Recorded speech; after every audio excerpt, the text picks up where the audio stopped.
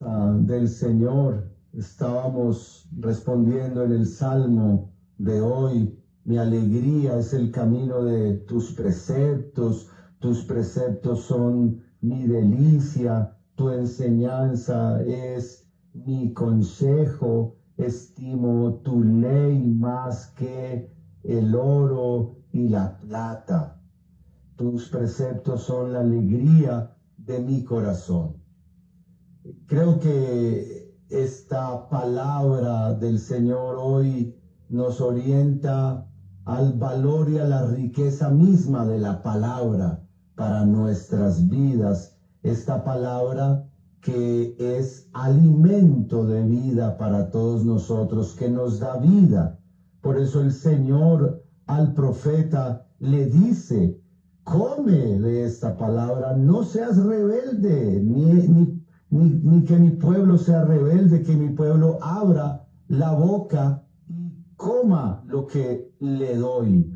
Entonces el profeta vio que lo que le daba era un rollo, y ese rollo era el rollo de las escrituras del Señor, y le dijo: come este volumen y luego ve a hablarlo. Ese es el profeta que escucha a Dios, que habla con Dios, que se alimenta de la palabra de Dios, que la come, que le hace la digestión y el proceso, y luego la puede hablar, luego la puede decir. Y nosotros somos todos profetas del Señor. Quiere decir que nosotros todos estamos en diálogo permanente con Dios. Dios nos está hablando y nosotros estamos escuchando su palabra, y necesitamos acoger esa palabra, creerla, hacerla carne en nuestra carne, hacerla vida en nuestra vida, hacerle el proceso y la digestión para hablarla, para anunciarla, para ser profetas del Señor. Anoche me reunía con un grupo de jóvenes para orar, para reflexionar, y cada uno tuvo un momento donde habló cómo estaban en la comunidad, cómo estaban en el grupo del Señor. Y yo, después de escucharlos, les dije: ustedes son profetas del Señor, ustedes están profetizando, todo lo que están diciendo aquí son profecías, porque ustedes están hablando de Dios, están hablando de Jesucristo, están hablando de las gracias y las bendiciones que el Señor les ha dado, están hablando de los sueños y de las esperanzas que tienen en el Señor. Ustedes son profetas del Señor. Y así lo somos todos en la iglesia, todos en el pueblo de Dios, porque hemos recibido la palabra de Dios y porque hablamos la palabra de Dios. Y esa palabra es una delicia, es dulce al paladar, es lo que dice hoy el Salmo. Tu promesa es dulce, Señor, qué dulce al paladar es tu promesa. Y es lo que dijo el profeta cuando la comió. Dijo: comí ese rollo que me diste y me supo en la boca dulce como la miel. Es la parte dulce de la palabra. La parte dulce de la palabra es sabrosa, la palabra es deliciosa, la palabra trae gusto, la palabra.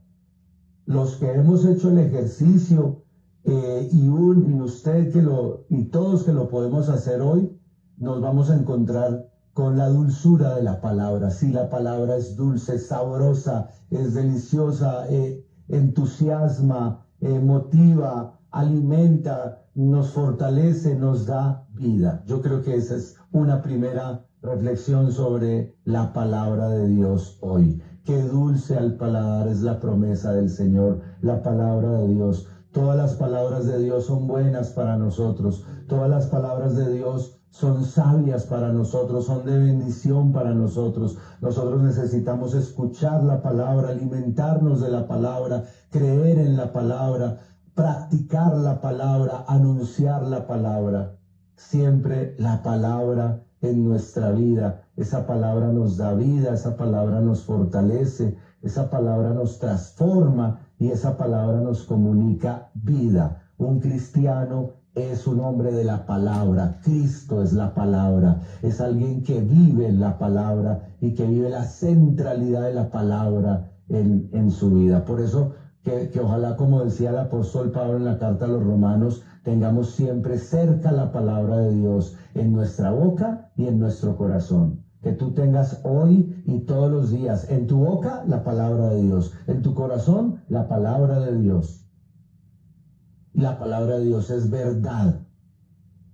El que tiene la palabra de Dios en su corazón anda en la verdad, vive en la verdad. Y enfatizo esto último para decir que obviamente hay mentiras en la vida, hay mentirosos en la vida, hay engaños en la vida y hay un engañador y padre de la mentira desde siempre que ustedes saben quién es y que si nos descuidamos y no escuchamos la palabra, por no escuchar la palabra terminamos creyendo mentiras, las mentiras del mentiroso, del padre de la mentira. Pues entonces, no, escuchemos, no caigamos en eso y mejor escuchemos la palabra de Dios siempre. El que vive en la palabra, vive en la verdad. En la verdad está la palabra. Si por ahí hay un enemigo que te está diciendo, Dios no te ama, Dios no te perdona, no vas a superar esa prueba, no vas a vencer esa dificultad, ya Dios no te oye, ya Dios no te escucha, no vales para nada, tu vida no tiene sentido, ese es el mentiroso. Hay que reprenderlo y echarlo fuera. Esas son las mentiras del mal. No van a salir de esa prueba, las cosas no van a cambiar, nada va a mejorar, nada se va a hacer. Esas son las mentiras del enemigo. La verdad es Cristo, la verdad es Dios. Dios que te ama, Dios que te dice, tú eres mi hijo, yo te amo, yo te engendré, yo estoy contigo, no tengas miedo, yo te libro de la angustia, puedes confiar en mí, yo te amo, yo te perdono, estoy contigo todos los días de tu vida, te bendeciré y te bendeciré con abundancia. Esa es la palabra del Señor. Tenemos que mantenernos siempre en la palabra. En el Evangelio Jesús habla sobre el reino de los cielos y estamos en el capítulo 18 del Evangelio de Mateo, que es un capítulo muy eclesial, muy comunitario, de la vida en comunidad, de la vida en la iglesia, en la familia, en la sociedad. Y la pregunta que le hacen a Jesús es, ¿quién es el mayor en el reino de los cielos? Porque nosotros vivimos mucho en esa lógica, en quién es el mayor entre nosotros, quién es el más importante. Y por eso vivimos y presenciamos muchas luchas de poder en lo político, en lo social, en lo económico, a veces también en lo religioso. Y entonces Jesús quiere dejar todo muy claro, porque en el caso de Jesús y del reino de Dios, todo es muy diferente. Y para responder a esa pregunta, ¿quién es el mayor en el reino de los cielos, en las cosas de Dios? Entonces llama a un niño, es decir, llama al más pequeño y llama al que no contaba, al que nadie contaba, los niños no contaban con ellos en la época de Jesús, pues llama al que no cuentan, llama al más pequeño y dice, si no se convierten y se hacen como niños, no entrarán en el reino de los cielos. Entonces Jesús lo que está diciendo es, ¿quién es el más importante en el reino de los cielos? El que se convierte, el que se hace pequeño, el que vive esa conversión, la conversión de no querer hacerse grande e imponerse sobre los otros a la manera del mundo, o por el conocimiento, o por el poder, o por el dinero, o por cualquier otra cosa, sino más bien el que se hace pequeño.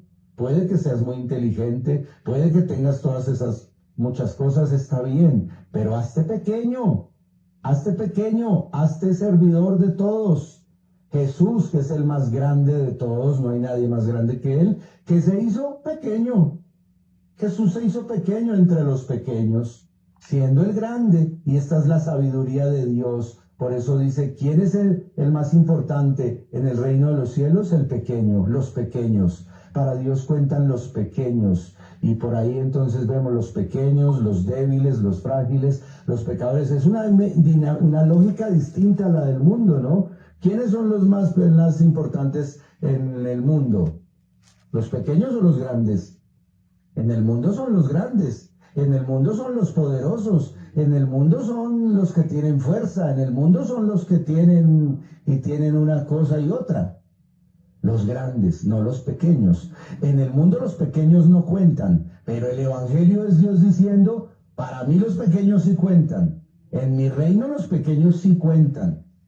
Y obviamente esto es para todos nosotros una enseñanza muy grande, para aprender a ser pequeños, para tener esa conversión en nuestro corazón, para que aprendamos a ser pequeños, a ser como niños. ¿Y qué es lo que significa ser como niños en este caso?